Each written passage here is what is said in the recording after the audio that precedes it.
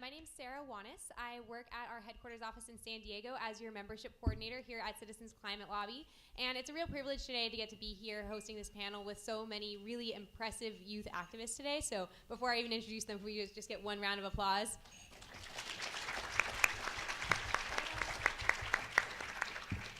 All right, so if you could all just wave when I introduce you now. We have Nalleli Cobo, who is a senior at Alverno Heights Academy High School, where she organized her community to help shut down an oil well that was affecting health of local residents. She is part of a project she's also part of a project called People Not Pozos. And then there's Michaela Murphy. She's a USC student, and she's the director of outreach for Trojan Advocates for Political Progress and a senator for her undergraduate student government. She's worked on various campaigns as a field organizer, and she has a special interest in team building, recruitment, and building coalitions. We've got Natalie Rothstein, who's a UCLA student. She's a member of the Sunrise Movement in Los Angeles and helped successfully lobby Congressman Ted Lieu to sign on to the Green New Deal. And last but not least, we have Alec Vanderburgh, who's a junior at USC. He's the president of Share a Meal, which is a program to feed the hungry, the director of external affairs for their undergraduate student government, the president of Trojan Advocates for Political Progress, and his focus has been on feeding the homeless and increasing voter turnout and registration. So we truly have a really impressive panel here today.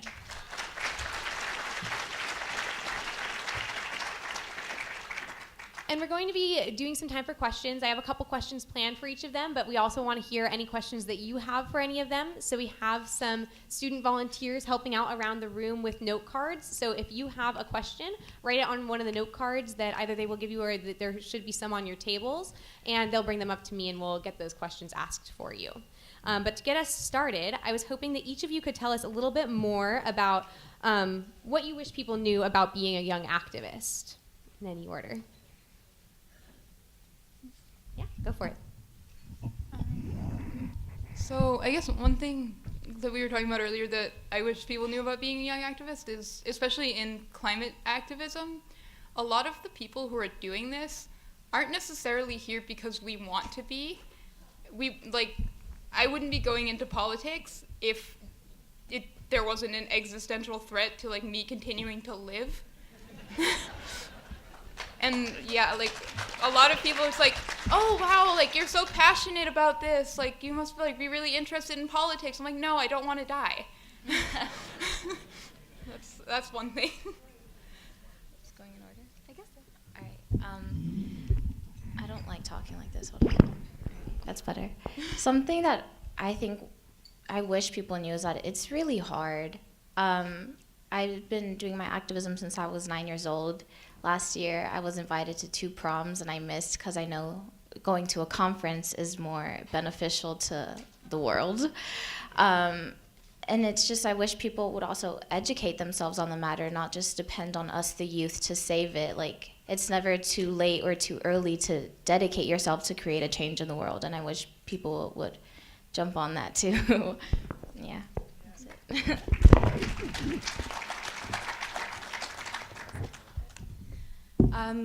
I think something that is kind of disappointing is a lot of the time we have different organizations and different politicians who both put the onus on the rising generation to fix problems that they created, but we also don't bring in this same rising generation into the kind of upper rungs of these movements and these different programs.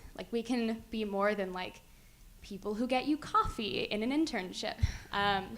So offering positions of leadership, because we can be really useful in terms of coalition building, especially young students.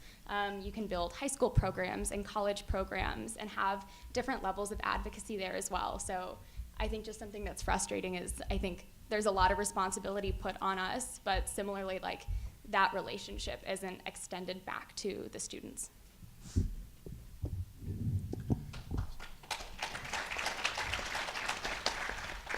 So I just recently found out I'm actually not a millennial. I missed that by about 2 years. So good news, I'm not Generation Me, but I am Generation Z. And that comes with a lot of perceptions and stigma. You know, we're the generation that uses our phones from the bathrooms to the crosswalks. We're the generations that not going to get a job because of our majors in college.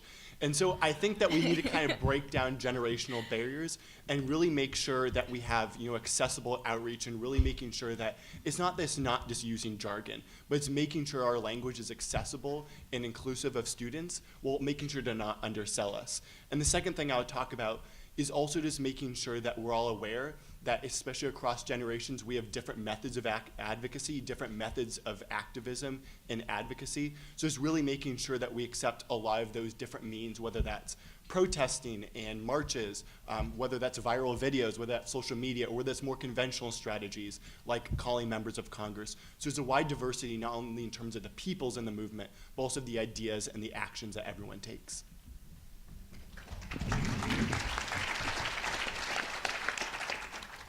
All right, thank you. And given all of your diverse backgrounds in activism and all the things that you're working on besides Citizens Climate Lobby, I was hoping you could each tell us about 1 or 2 projects that you're working on right now, and if there's any ways for people to get involved with those, what are those? How could they find ways to get involved?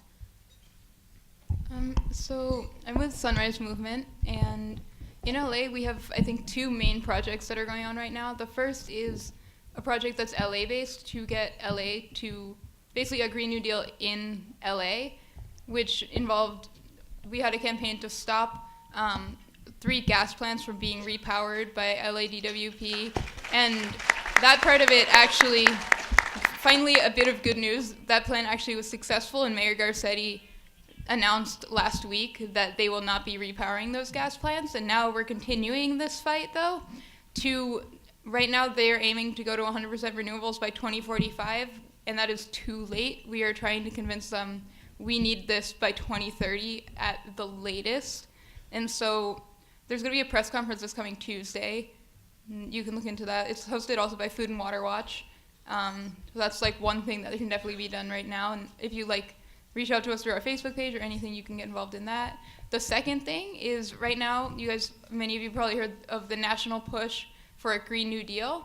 And right now we are lobbying our representatives, we are lobbying our senators to co-sponsor this bill, or this resolution, before Mitch McConnell is forcing it to vote in the Senate in just a couple of days.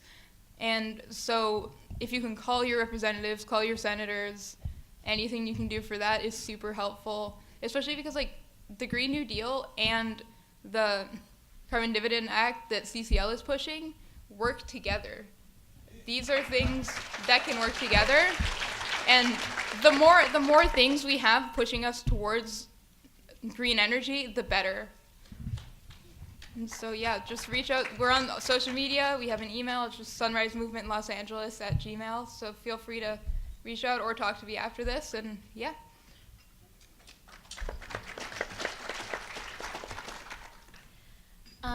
One thing, Stand Delay, so Stand Together Against Neighborhood Drilling Los Angeles, we're trying to establish an ordinance in the city of Los Angeles to create a buffer zone between oil extraction and sensitive land. In that buffer zone, we want it to be 2,500 feet, and there's been studies that when you're 2,500 feet away, you won't get any of the health impacts from being so close to oil wells. And if we get that passed, when we get that passed, it would close about 86% of the oil wells in Los Angeles because of how close they are to homes and schools and parks and hospitals. So one thing you guys can definitely help is reach out to your local council members and ask them to sign on to that and ask for your support. And we also need volunteers. We need people to go to our marches. We need people to go to our city hall hearings, town hall meetings, and I'd be more than happy to give any of you guys information. You can just reach out after.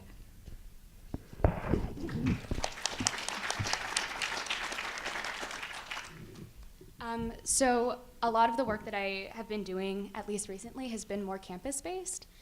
So I'm a current student at USC, And we have had a couple of sustainability measures and plans that the Board of Trustees have passed and then not actually committed to. One of the main points is the reduction of single occupancy vehicles on campus. And one of the best ways to fix that would be to offer discounted or fully subsidized Metro passes to students and faculty. It's something that we've been working on for a good 2 years now. And something that would be really helpful whether you're an alum or not, because USC has tried to make such a huge commitment to the surrounding community in Los Angeles. We'll be doing letter writing campaigns and different kind of like petitions and marches as well to more broadly have the Board of Trustees and the greater administration as a whole actually commit to these sustainability measures. So that would be really helpful as well. And then to anyone doing field work as well, if you ever want to connect on trying to get your campaign to be as paperless and paper-free as possible. I know it's really difficult a lot of the time when you're doing canvassing and phone banking, but there's a lot of paper wasted. So that would be really helpful as well.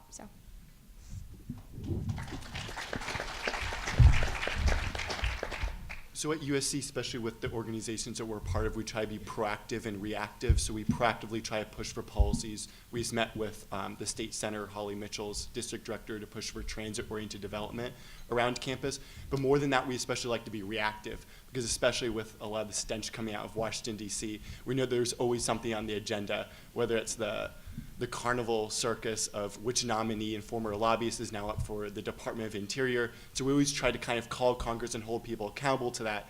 And what's frustrating is sometimes students will come up with any variety of excuses to not do that. And so we're always trying to find ways to really cut to the heart of the issue and how to package things to make sure that people understand the severity of the issue. We have people that say that they're running to class, but they're kind of walking. People who say, oh, maybe later. But then we ask the question, but when's later? How long do we have? So we're always trying to figure out how to incorporate the urgency of the moment into that. We're always trying to figure out different ways that we can activate students around any kind of issue, whether it's state, county, local, national, any issue, any kind of representative. We'd love to have more information about what issue we can be incorporating USC students with, because we have students from every single state, which I think except for South Dakota. So any South Dakota issue, sorry about that. So we'll try to incorporate pretty much any issue across the state, across the world, to really make sure that we can activate every single student on our campus.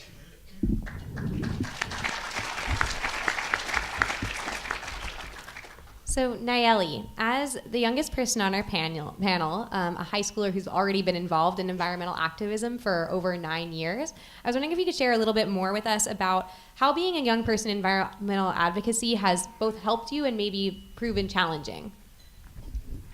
My favorite question. All right. I was extremely shy before I started my activism. I would even if we went to family events, I'd only talk to my mom. I'd never leave her side, and I mean never. So my activism, by having to share my story, having to go out, really put myself out there on the front lines to say, this is what's happening in our backyards, and it's time to change that.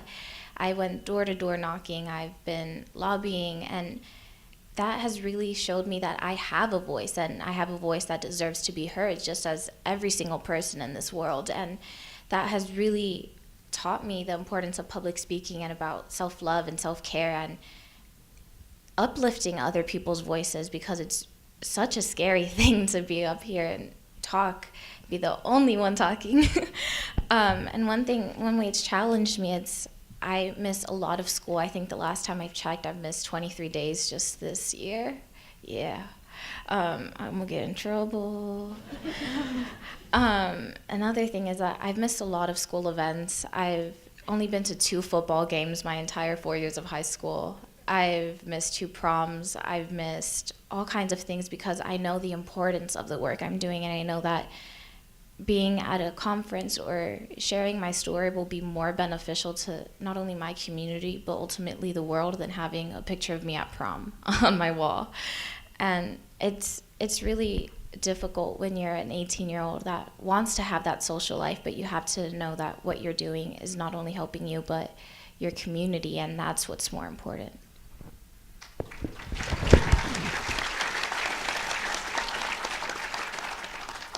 Now, Michaela, so you've told us a little bit about how you have a really specific interest in team building and coalition building. And I was wondering if you might be able to share any tips or tricks that you have or things that you found really motivate young people in getting involved in environmental advocacy. Yeah. So a lot of I started doing campaign work when I was 15 in high school because there were people running for Congress in my district, and the incumbent congressman had been there for almost 20 years and had made very little commitments to sustainable energy and to different like environmental initiatives in our district as well.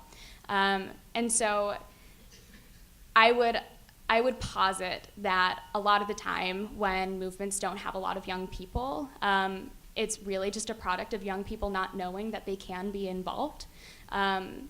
And so, reaching out not only to local universities and community colleges, but also to high schools. Never underestimate the power of an offer of a letter of recommendation to a high schooler. Yes. It's really powerful. It's really good stuff. Yeah. But also, there are a lot of people who care, especially young people, because we are the rising generation and we will have to deal with so many of these issues. So, doing what you can to reach out, even, having members of your chapter or leadership going into local science classes and talking about, these are different things that are impacting our community and this is how you can get involved. Because a lot of the time the limiting factor isn't a lack of interest, it's a lack of understanding for how to get involved. So reaching out digitally is great, but also making sure that you follow up and have face-to-face interactions with these folks is really, really critical.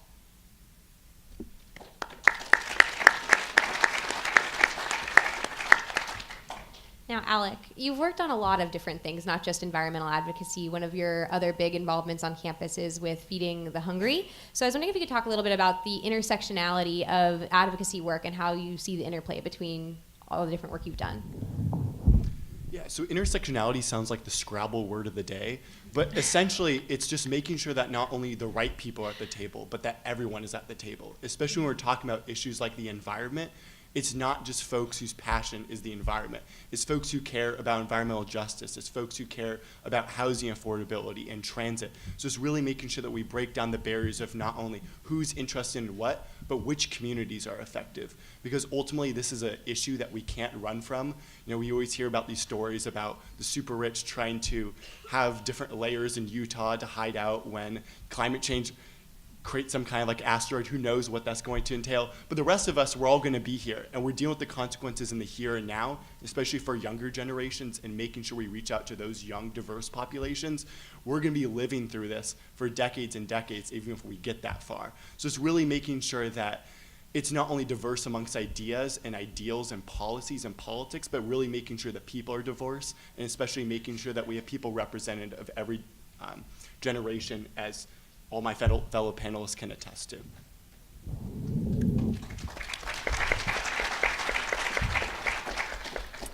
And Natalie, you have really helped kick off the Sunrise movement here. You got involved right as it was starting. I remember when we spoke a little bit earlier, you were saying it was just over a month that this organization had even been started. So could you share with us a little bit more what it's like to be at the forefront of a brand new movement? So Sunrise Movement in LA, we just hit 3 months like this week, I think.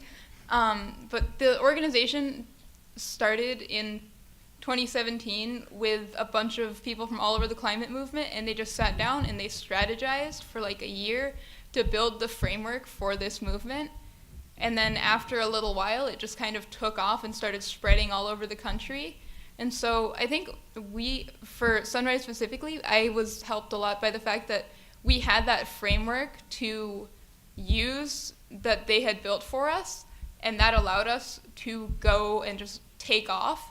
But even with that infrastructure, it has been just a complete whirlwind of just like every day, like every week I'm like, oh God, it's been only 1 week since like this happened. There's just so many things happening all the time. 3 months in, our Slack page has like 150 members, and it just keeps growing and growing, and there are more things happening, and it's awesome. But it's also like you need to be able to like take a step back and like look and be like, do we need to reorganize this? Like, how are we doing this? And it just goes very quickly. But I think it's very important to take advantage of the momentum that these movements have when they're this new, because you have momentum and you got to just keep going because that's how we make progress. So yeah.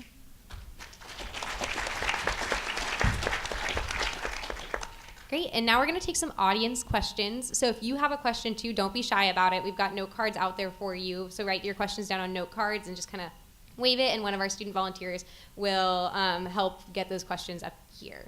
So one of the questions that we got from the audience was, for any or all of you, what did you first read or view that got you going about climate change solutions?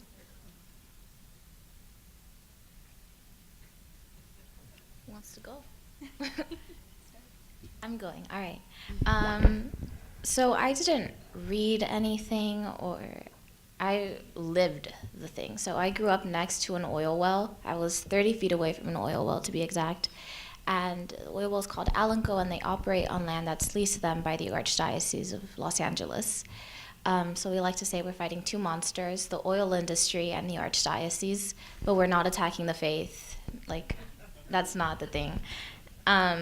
So I had the first-hand experience of getting sick from the toxic emissions exposed during oil extraction.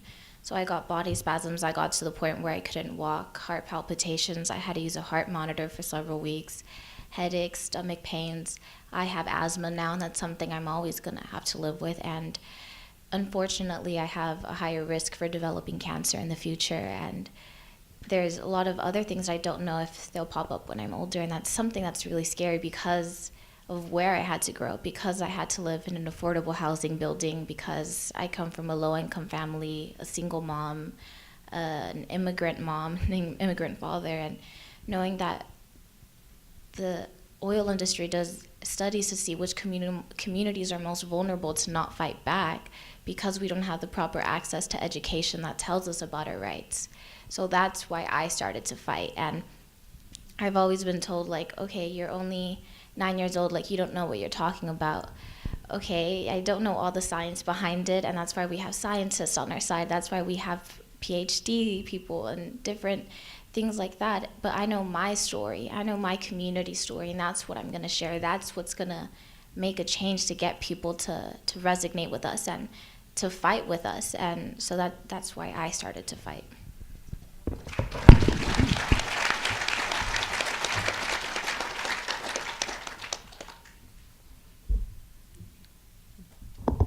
Kind of going off that last point, something that really awakened me a lot more to especially the intersectionality of this issue, and especially how pressing it is seeing how many hundreds of thousands of Angelenos live within a football field away from a highway.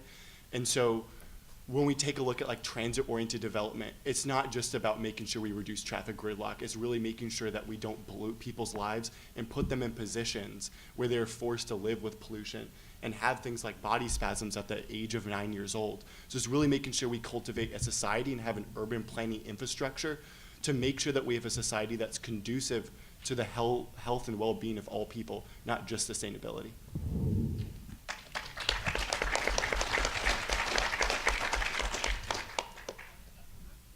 All right, so we have this question that asked, what is your opinion on the role of nonviolent protest on public awareness of climate issues? And I also wanted to tie into that. We've gotten a couple questions about the student strikers for climate change, which, if anyone isn't aware of this, it's a movement that was started by Greta Thunberg. I might be pronouncing Thunberg, yeah, where students are taking off of school on Fridays or other days to protest the lack of government action on climate solutions. Yeah, I see someone pointing out back there. So there is like the National Student Strike happening on March 15th. We have at least one here. And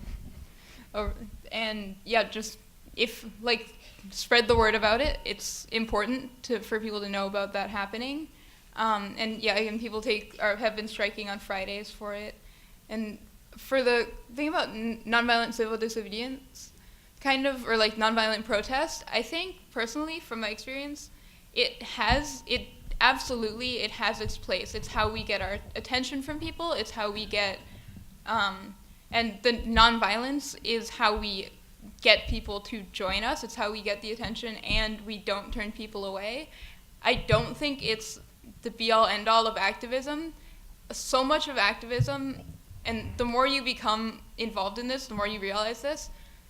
Those protests that you see on TV are such a tiny, for every protest like that happens, just planning the protest, there's probably like 20 hours of work going into it, and also like another 20, 50 more hours of work where we're in meetings with representatives, in meetings with this, because that is also super important. We need the public to become aware for the sake of getting more people into our movement.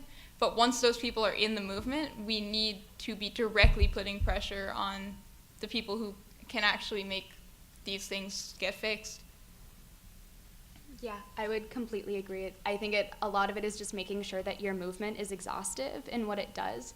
And I do think that protests and marches and like student strikes are really good kind of like entries into a movement that are like, it feels like a low commitment when you're just attending, and then you can use that momentum to grow it in other ways and spaces as well. So completely agree.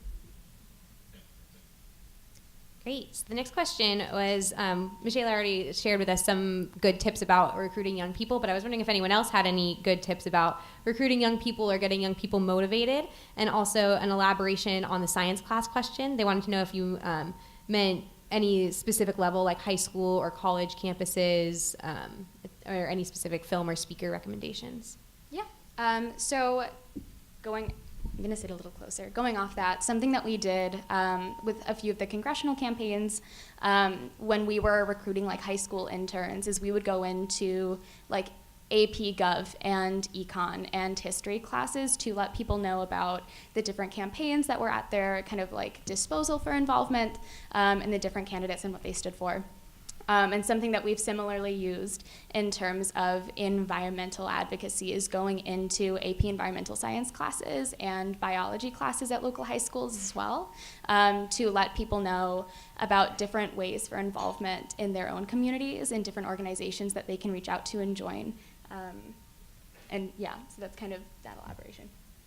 Great, thanks. And then did anyone else have any other tips on good ways to reach out to young people?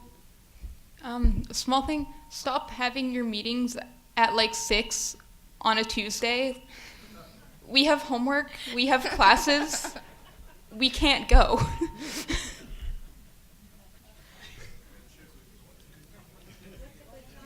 Weekends. Yeah, or talking to students. No. Ooh.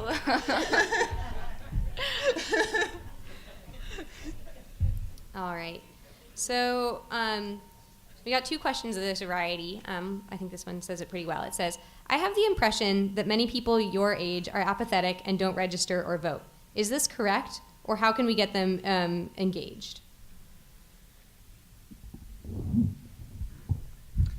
Right, so young people now, we are the largest generation, the largest voting bloc in this country. And so I think on face value, there seems to be a lot of apathy, but I think it's a lot of disillusionment and disengagement that's really been hammered home through a lot of the kind of messaging and the media that we've been seeing. So I think that's something that is really cool, especially with like the Sunrise Movement, a lot of these other youth-led movements, is showing that young people can have a concrete change. It's not just talking about ideas and ideologies, it's about putting policies into practice and demanding change in the here and now. So I think that when we really we move past the partisanship and start linking elections to issues instead of just people, I think that's really important. That's something we really tried to hone in on our campus for USC. But more than that, it's just unbelievably hard to vote as a USC and a college student, just in terms of all the dates and deadlines and registrations. We just gotta simplify that process and make it easier for students. Make sure we have like universal voter registration, really making sure that we don't just demand things from students, it's really making sure that we give them the opportunities to and create that cohesive environment for them to do it, because that's half the battle. And then the other half of the battle is really connecting it to people and showing them that A, they can make a difference, and B, that they should make a difference.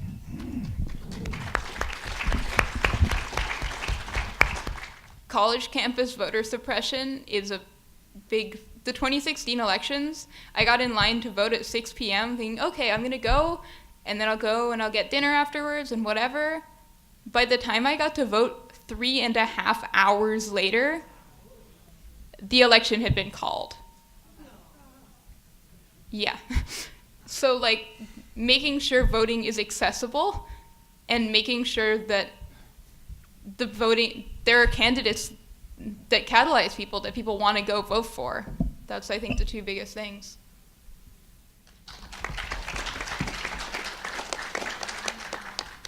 All right, so a little bit of gear shifting here. So because we've talked a little bit about the role of media and like Slack and engagement with all of your movements, how do you keep up with the science and the political landscape when you're engaging in environmental issues and the overflow of information that can sometimes come from that? As a Generation Z person, I'm a little late to the game, but I just got a Twitter. And I understand that there's certain constraints in terms of how many characters, in terms of certain people we can see, including presidents with their tweets, how limited they are. But I think it's really important because especially Twitter, it doesn't just give you the news, it gives you the responses that you want to see, because I think it's not only just about promoting the right information, it's about combating disinformation. And so we see a lot of misleading tweets about actual climate change and actual climate policy, and it's very important to keep up on the news and to figure out the information and see who the people that we care about and trust, how they deflect that disinformation and give us the tools to be able to market that. Because we always talk about millennial attention spans, but let's be frank, everyone has the attention span of a fish. I think it's a goldfish, that's what the saying is. So I think it is important, without giving out too much detail and too much nuance, it's being able to have succinct ways of communicating with people and to be able to get them on board, not just with slogans and messages, but being able to make sure we can make the information accessible and concise, really to make sure that we get everyone across the board at least as an entry point, and really making sure we keep up with the day-to-day. It's not just annual reports, it's every single day uploading that news feed every single hour. All right, so we had a couple questions also about whether or not there's a student CCL chapter at your school, and maybe if there is, if you could talk about how that chapter works. And if there isn't, would you be interested in starting one or helping someone start one at another university? I don't think USC has one, but we actually have a really cool environmental student assembly, and Jacob over there, he's walking around, he's the assistant director, and they do a really cool thing which they bridge together all the different environmental organizations on campus. So they have about 12 member organizations, and they really try to coalesce them around these topics and engage in campus-wide discussions, whether that's promoting ethical and sustainable ways of eating, whether that's bringing in climate change activists. USC's bringing in John Kerry, for example, to talk about climate change in a few months. So I think that we would definitely benefit from a CCL chapter, but it's also really important that we have organizations like Environmental Student Assembly who can bring all these disparate environmental movements together around common issues. All right, so this one asks, how do you address cynicism from people who treat young people as being naive and unaware of traditional paths to change? Usually by explaining policy. Like, they're like, oh, well, how will you do this? And usually explaining the exact legislative pathway gets them to stop asking that, because they try to use it as a gotcha question, but there's an actual answer, and they don't expect you to know it. But it's not actually that hard to know.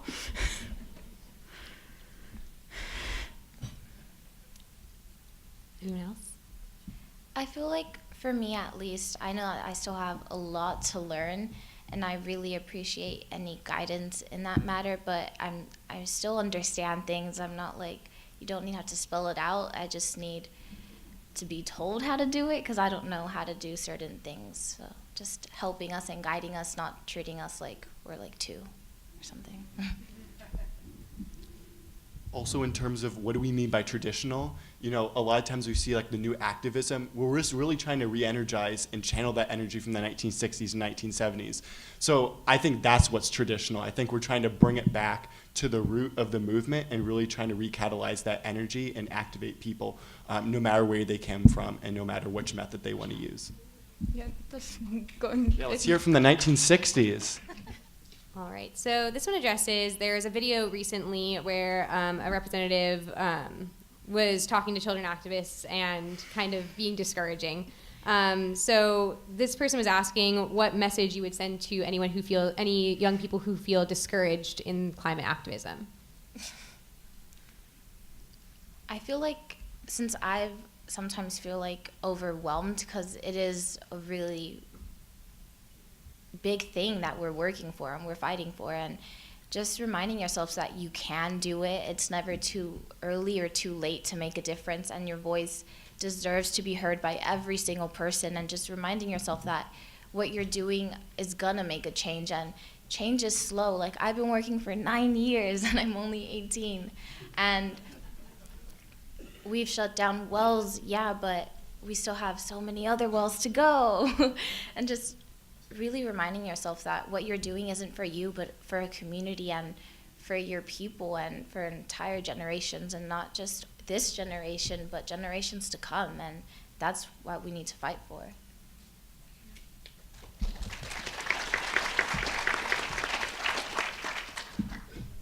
All right, so these are some questions about the Sunrise Movement, which I know a few of you are involved in, as well as the Green New Deal. It asks, will the Sunrise Movement be getting involved in formulating specific legislative proposals to achieve the goals of the Green New Deal?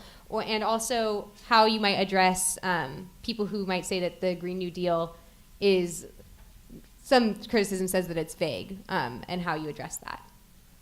So, I mean, the thing about the Green New Deal right now that is in Congress is it's not a bill, it's a resolution. The point of a resolution is to give guidance on these things so that you can then pass the legislation. I think if these resolutions do pass, Sunrise will absolutely try to be involved in getting the actual things within this bill going and with having the specifics. And I mean, yes, it's vague because of the fact that it is so urgent. We don't have the time to go and then get all these scientists privately. When we tried to get a select committee that would be able to do the research and then give us this policy, but because we don't have that, there's a lot of the resources in Congress to do that research are missing. But there's tons of political research, strategizing, stuff like that happening on Sunrise's side. And if this resolution passes, we also have, it's not the Green New Deal Select Committee, but there is the Climate Change Select Committee, who then, if this resolution passes and enforces these guidelines for Congress, they'll be able to go and commission scientists, all of these people. We've gotten offers from all types of urban planning, public policy, environmental groups, green energy groups, just for free, willing to do this work. All we need is that Congress needs to be set off in that direction, and then we will be able to make those policies, if that answers the question. Great. Okay, so this one says, if you could give your local CCL chapter orders, how would you tell us to help your group the most?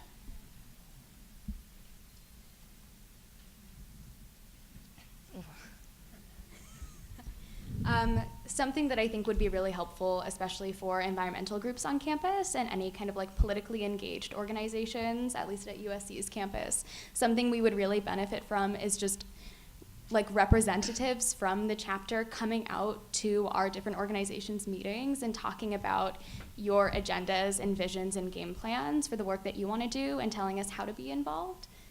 Because I know that, at least speaking to my own experience at USC and the different organizations I'm a part of, there is a lot of energy, but there's not a whole lot of guidance, especially in terms of getting connected to different organizations around USC. So many students at our campus are out of state, and so kind of offering these different pathways to involvement and to potentially leadership as well would be really, really critically helpful. Going off what Michaela said in terms of different ways, our organization on campus has hosted Lorraine Lundquist, a CCL member who's running for city council. So we're really excited. Yeah, let's hear it for her. So we're super excited about her, trying to reach out to different groups. We're a traditionally political activism group, so really trying to focus on, we're very interested in campaigning. That is a great way to get involved and start changing the dialogue at the city council level. So trying to reach out to not only different environmental groups, but different groups who focus on different ways of advocating and doing activism, and try to reach them where they are and give them tangible opportunities to get involved in whichever way that they're used to doing. Presentation teams, it sounds like you have your work cut out for you. All right. I was wondering if each of you could maybe just share a story about a challenge that you dealt with in your experience in activism. You all have done so many things, and it's not always been easy. So maybe if you could share just one challenge that you've overcome and how you got there.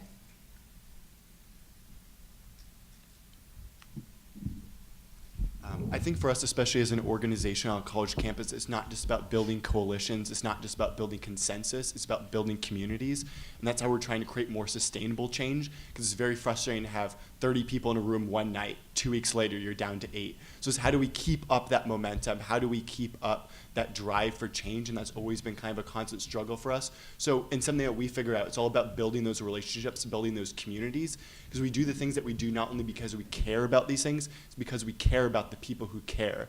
And those are the people that allow us and give us the energy to combat a lot of this stigma, a lot of these perceptions, a lot of this disempowering rhetoric, and really trying to push through that. And it's really helpful to have that team behind your back. So for a lot of the initiatives that I've been working on, specifically at USC, one of the major challenges that I and many others have been facing is being the people who have to lobby the people in power. It's really frustrating when you know that the people who hold essentially the purse strings for such a wealthy university may not necessarily care about the same things that you care about. And so something that we've done to kind of respond to that is just hitting them where it hurts. So something that our Environmental Student Assembly actually is working on is a Board of Trustees guide that essentially would track all of the different organizations that they have donated to. And then widely releasing that information. So I think, so something that's just been pretty pivotal is understanding who you are talking to and not losing that morale and that kind of, that drive and that energy, because it can be very disillusioning in all aspects to know that the people who are the decision-making powers and bodies don't necessarily care, so making them. For me, it's not necessarily an organizational one, but a personal one, if that's okay. So I've received a lot of hate because I'm so young and because I'm a person of color and things along those lines, but it's really hard when you're trying to create a change and you're not necessarily getting that support from different people. So that's something that I've always struggled with, and I know I'll always struggle with most likely. But just something that helps me is reminding myself why I fight. And I fight because I don't want any other person, any other kid to go through what I went through growing up. I fight so urban oil drilling is something kids read about in history books and think it's ridiculous that it was even happening. And it happened for so long. That's why I fight. And I don't know all the scientific names and all these fancy things because I am only a high school student, but like I said earlier, I know my story and my community story, and that's what I'm here to share.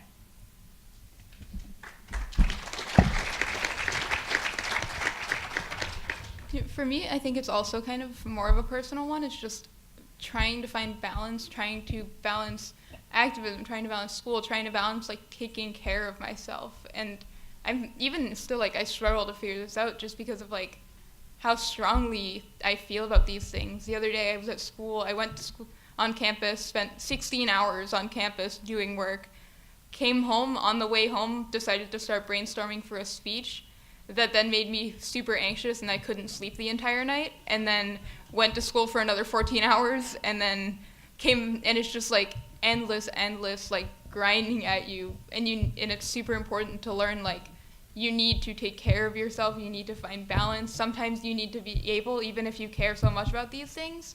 And for me, it's I've needed to learn how to delegate things to people and just to take a step back so that I can sleep. Yeah.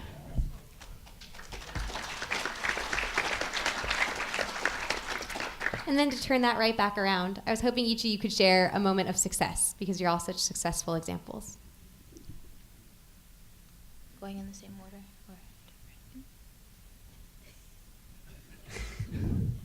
I think part of the success is, just building a community and building that coalition. So now, luckily, our organization has over 50 members. And so it's figuring out the sustainability of that organization, really making sure that we have opportunities for growth, and especially, building that bench, figuring out when we graduate, when we're gone, who's going to pick up the pieces, and really make sure we keep that going.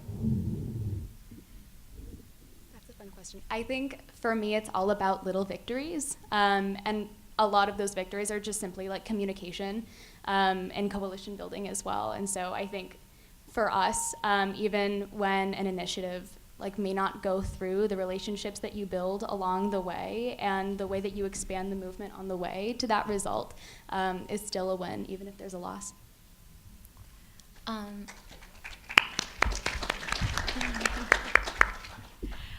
The victory I'm most proud of, and it's the one I've always like held super close to heart, is when I found out Alanco temporarily shut down. So they've been temporarily shut down for 5 years now, and I remember the exact day. I remember what I was eating when I got the news. It was caldo de papa, some potato soup, and it just reminded me that what I'm doing is making a change, and my work is paying off. My getting up at 3 a.m. to take air samples when I was 10 is making a change. That my door-to-door knocking after doing my science homework is making a change, and it makes me so happy.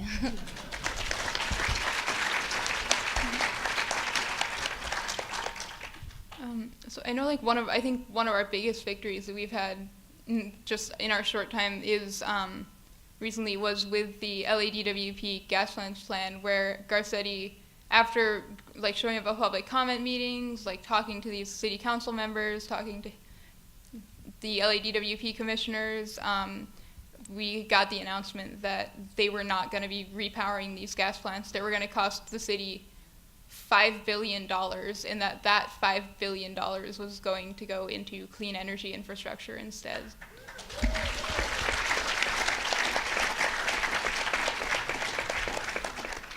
Right, and I want to thank everyone for asking so many great questions. We're going to take just 2 more that I have up here, and then we'll wrap up this panel. But second to last, this is a very school-related issue, so I thought it was appropriate, and I wanted to get it in here. If a climate change denier were invited to speak at your campus, how would you react? So something that we've been experiencing as well is just kind of different controversial speakers on campus and different ways to respond to that. What I would advocate for not only is some level of like explicit protest to that event, but also a counter event to kind of draw membership and viewership away from that initial event and towards yours to counter it. So bringing in like a CCL chapter or a representative who can speak to different kind of environmental initiatives, or just kind of an environmental advocate as well. I think that there are a lot of different ways to kind of use your voice and kind of draw attention away from what could be kind of a disastrous and harmful event and towards yours instead.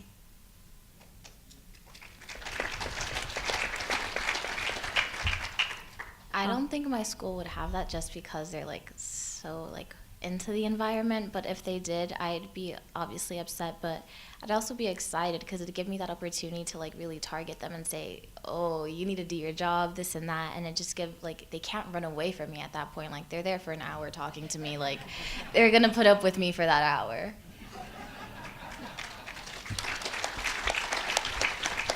All right, and to wrap up here, we got a lot of great comments too. Thank you for the comment about intersectionality, and this one is my favorite. It says, I am struck by how amazing and intelligent you all are. Keep it up and thank you. And I think that that is exactly my message to this panel today. So after this panel, if you're looking to connect with any of them, from your right to left, we've got Alec, Michaela, Nalleli, and Natalie. So please do reach out to them if you have any questions. Thanks, everyone.